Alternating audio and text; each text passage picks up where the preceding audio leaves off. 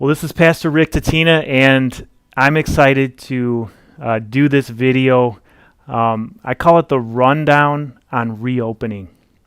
And so August 2nd, we're planning on reopening this building right behind me, these doors where we worship, and meeting in person.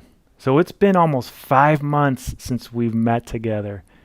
And because we're in the midst of a pandemic and there's some uncertainty, we're following local and state guidelines as to how to reopen.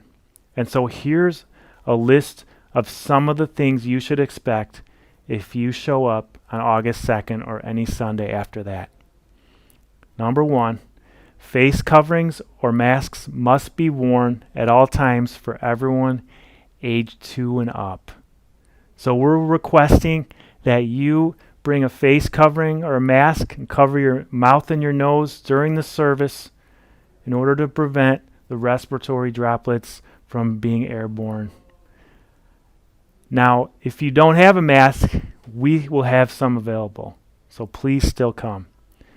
Outside, we're going to take brief temperature checks of your forehead just to make sure that you don't have a fever or not kind of suffering from any symptoms, and that will be done without contact. It won't be able to touch your head. It's a contactless temperature check.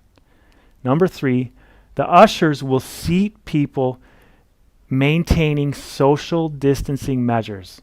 So we will seat people with at least 6 feet apart, and we'll do that based on how we've kind of planned and prayed about, because we want families to be together and then we want to use as much space as we can in the building.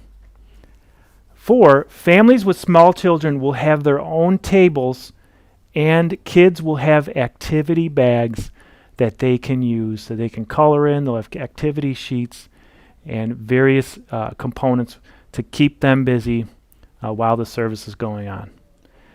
If you need to use the restroom, we're requesting that only one person or one family be in there at a time. And so if there's someone else in the bathroom, we can kindly wait outside till they're done and then go ahead in. Hand sanitizer and masks, as I said earlier, will be available if needed. When we finish the service, and it will be a shorter service, we will ask people to exit by their rows, and it will be done and assisted by the ushers. So once we're done, there will be an announcement, probably by me, and I will ask specific rows to exit so that we're not all trying to get to the exits all at the same time. Now, if you're in an at-risk category, we encourage you to continue to participate online. Maybe you have some underlying health conditions. We would want you to be as safe as possible. Or maybe you just stay with someone who's has a very compromised health. We would ask you to maybe just refrain for this present time. Lastly, if you're not feeling well or have been around someone who has tested positive for COVID-19 or has similar symptoms, we just ask you to maybe remain home for 14 days before returning to the building. That's kind of the general guidelines out there. And so we can't wait to see you.